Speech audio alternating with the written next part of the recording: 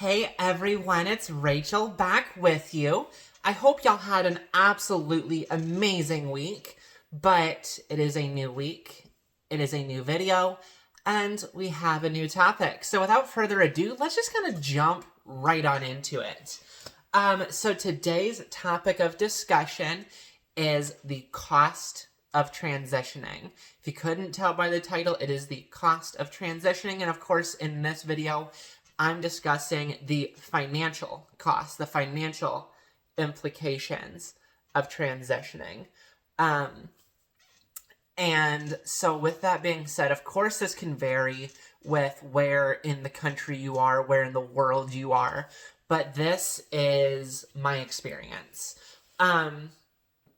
in my 3.5 years of transitioning. So with me, I've been lucky to have, the same doctor, the same clinic, the same job, the same insurance, everything throughout my transition. So I know I'm fortunate when I say that. But biggest thing for me was making sure when I started my transition that my employer had my back, that my employer had a good insurance plan for trans people, that my doctor was included in network, that he knew how to code things correctly to get so there was no issues with the insurance company. And I've been very, very, very fortunate in that. But I just kind of wanted to go over the cost of transitioning because I hear a lot of, I would like to transition, but I know I would never be able to afford it to look like you do, or to look like, a passing woman. Not that, passing is the operative goal, like I've said. For some people it is, but honestly for me, comfortability is the operative goal. And by looking the way that I finally do now, I've been able to get there. But let's talk about it. So first and foremost, hi baby. First and foremost is, finding a good doctor.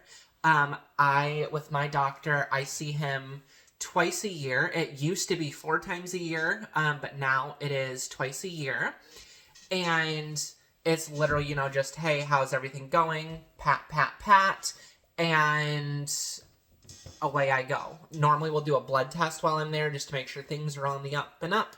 But doctor's appointment, blood test, everything, normally costs me, about $97 with my insurance. Had it not been for my insurance, that would have been upwards of about $500, primarily because of the blood work. So, insurance saved my soul. But that's just the doctor's visits alone. And then we go into medications. With medications, I'm on an injectable estradiol, I'm on a spirolactin pill, and I'm on an injectable progesterone. Those all together cost me, maybe $40 for, a good, 45, 60-day supply. Where without insurance, that would have been closer to $300 to $400. There was a brief moment in time where I switched roles in my company, and that kind of changed the healthcare. And when I did that switch, the cost of my estradiol alone went from $20 to $230. So make sure you kind of know what your insurance covers as far as, your medications, your prescriptions, items of that sort. On top of that, that's, I mentioned an injectable, medications, a couple injectable medications. For me, I could get, needles and syringes, at the doctor's office, or have them write a prescription. But I found that, they just didn't really fit me. The needles weren't always the sharpest. For me, the syringes were difficult to read. So I ended up finding ones I liked better on Amazon, believe it or not. And I normally get about a year's supply when I order my needles and syringes from Amazon.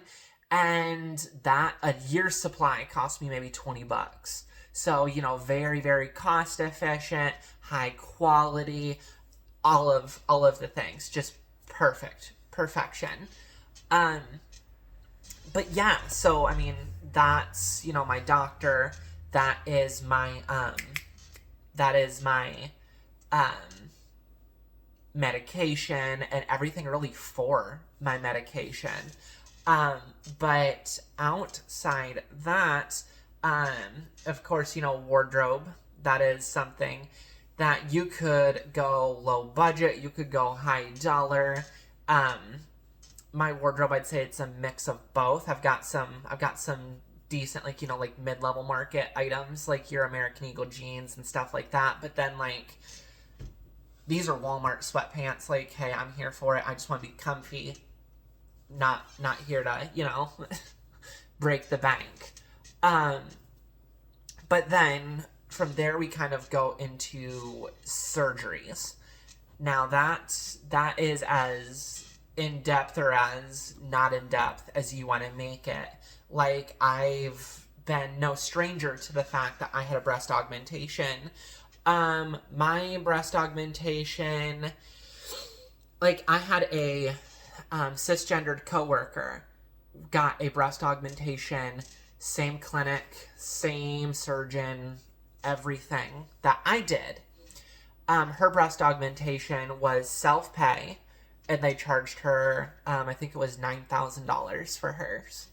Now mine, the clinic knew that I was going to be using insurance. They knew that my insurance was going to cover it at 100%. So they charged for my breast augmentation, they nickel and dime to the crap out of it. And when I got the bill and the bill went, you know, to the insurance company, it was $32,000. Like, holy smoke, $32,000. And I didn't pay a single dime of it.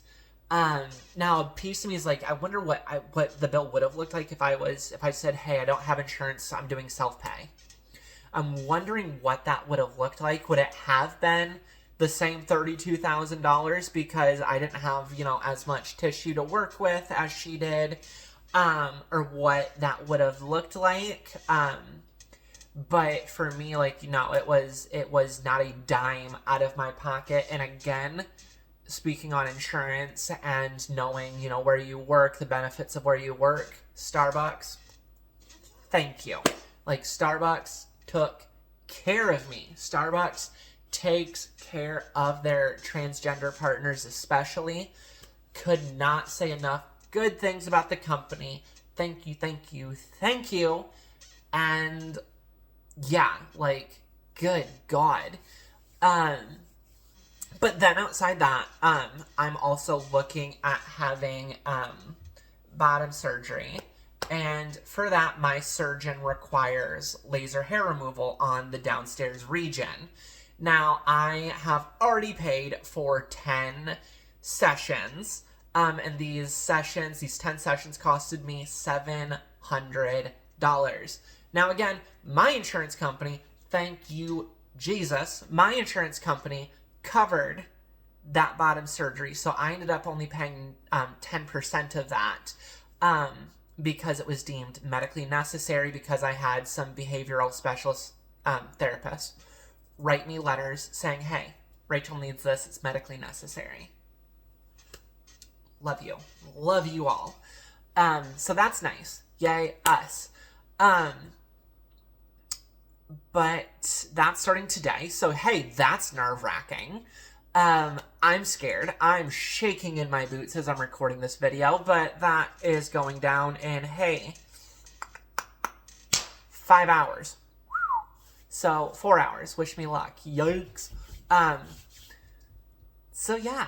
But then the bottom surgery in itself, that is, you know, a massive operation. It's a 5 to 7 day stay in a hospital. So that surgery without insurance, I don't even want to know what that surgery is going to be without insurance. My surgeon asked me if I wanted to know, and I said, spare me. Like, I will have a heart attack if you tell me, so please just spare me. But with my insurance, I already know I'm going to hit that max out of pocket. My max out of pocket for the year is $4,000. So I have that to look forward to next year. Boom, boom, boom. That'll be super duper fine.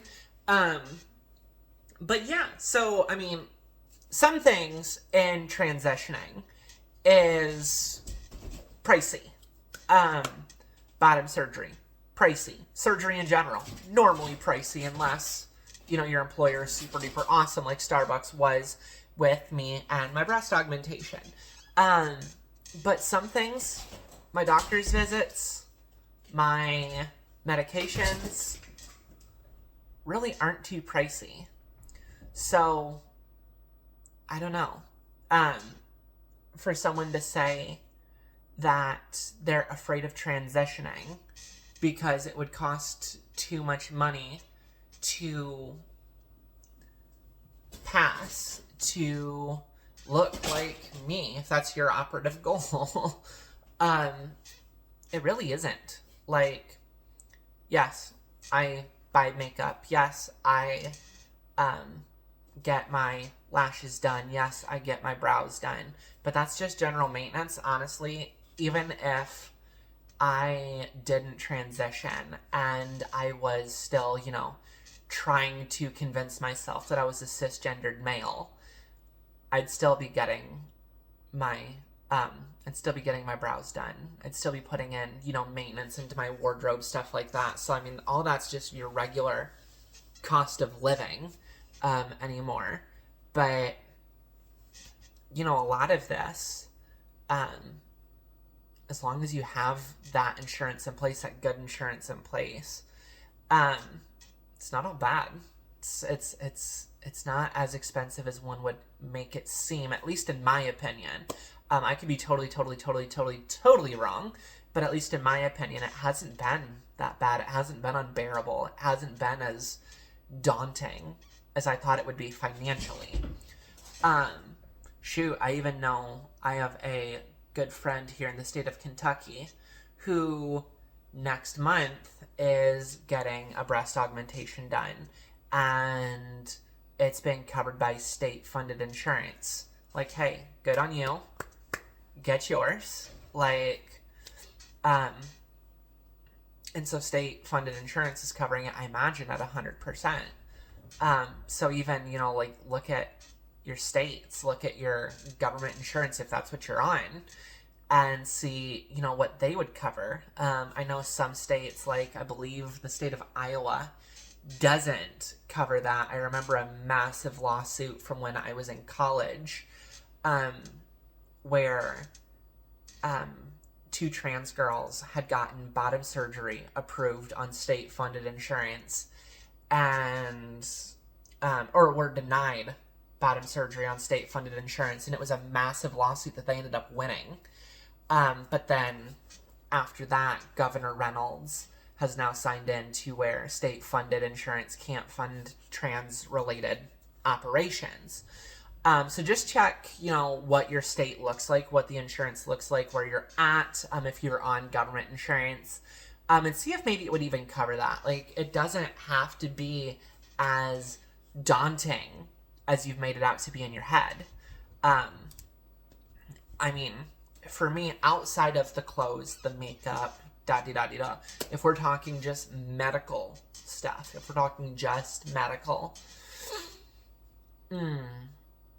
I would tell you that I probably easily spend less than $500, and that's medical, that's prescriptions, that's all of it in a year, which is way better than I really ever thought it would be when I started my transition. Now, of course, like I said, next year we're bringing in bottom surgery, and that's going to be a whole game changer where financially costs go up. But you know what? I've had years to plan for this. I've had, my initial consultation with this surgeon was, here's troublemaker. My initial consultation with this surgeon was about a year ago, almost literally a year ago today. I think it was a year ago on the 21st. So, wow. Yeah. And at that point, I knew the cost. So at that point, I started saving. So I knew what I was getting myself into, you know, financially. And I could budget for it. I could prep for it. I could plan for it. So yeah, that kind of covers my topic today of how to, or what transitioning looks like financially for you. Now that Knucklehead here is finally calming down, I'm gonna sign off. I hope that y'all have an absolutely amazing day, an amazing week. Don't hesitate to reach out to me at all. Ouch! Either through the comments on this video or in my Instagram. As usual, I am going to tag my GoFundMe in the description of this video. No pressure, but just as I'm planning up for my bottom surgery. And with that, I will sign off and see you all next week. Thank you again, and I will talk to you soon. Love you. Bye.